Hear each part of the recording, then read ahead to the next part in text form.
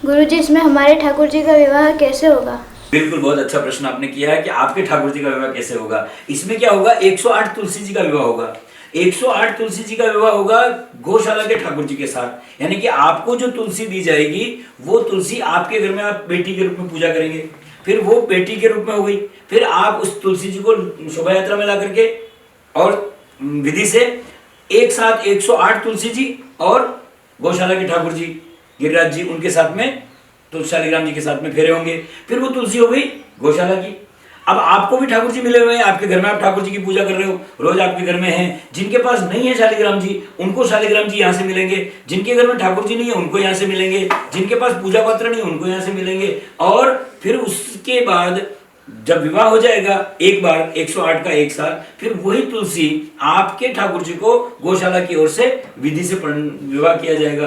तो यज्ञ हवन होगा, आहुतियां लगेगी, विधि से 7 फेरे होंगे और सारे संकल्प उस दौरान कराए जाएंगे। और आपके ठाकुर जी को प्रणाम करके तुलसी जी आपके घर में विदा हम करेंगे, ताकि आप अपने घर में लक्ष्मी जी का स्वागत कर सकते हैं। सनातन धर्म के अंदर कहा गया है कि लक्ष्मी के रूप में कन्या मानी जाती है। तो कन्या एक बार हम भेज दें तो हमेशा ये होता है कि आप पहले कन्या भेज दो, यानी कि लक्ष्मी आपके घर से गई और फिर आप वापस स्वागत कर लो, ताकि लक्ष्मी आपके घर में आ गई। तो इसलिए पहले विवाह होगा आपकी कन्या का, कि आपकी कन्या हमारे घर आ गई, यानी कि आपकी लक्ष्मी हमारे पास आ गई। फिर हमने हमारी लक्ष्मी और दुगुनी करके और आपको वापस भेज दी, तो आपके घर में सदैव आनंद रहेगा, लक्ष्मी माता का और तुलसी माता का निवास रहेगा। गुरुजी, जिन्होंने तुलसी विवाह करा लिया वो फिर से तुलसी विवाह करा सकते हैं क्या? बहुत अच्छा प्रश्न है कि तुलसी विवाह का जो पुण्य शास्त्रों में वर्णन आया है उसमें यह है कि तुलसी विवाह प्रत्येक सनातन हिंदू धर्मावलंबी को करना चाहिए।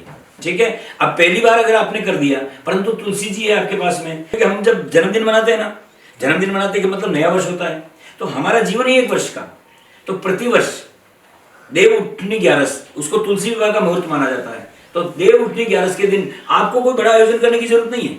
आप अपने घर में ही आपकी तुलसी जी, आपके ठाकुर जी और उनको लेकर के विवाह का उत्सव मनाया जाता है। विवाह करना नहीं होता है, फिर क्या करना है, आपको हर वर्ष उत्सव मनाना है। पर आपने अगर पहले तुलसी विवाह किया तो तुलसी विवाह करके आपने तो घर भेज दी मंदिर में, तो आपके घर में तो तुलसी बची नहीं। इसलिए ये अवसर तो आप सब लोगों के लिए इसलिए है कि आप अपने ठाकुर जी का विवाह भी तुलसी जी के साथ करें, और जिन्होंने एक बार कर लिया वो प्रतिवर्ष कर सकता है। ये पुण्य का अवसर है, जब तक जीवन दिया परमात्मा ने उनको करना चाहिए।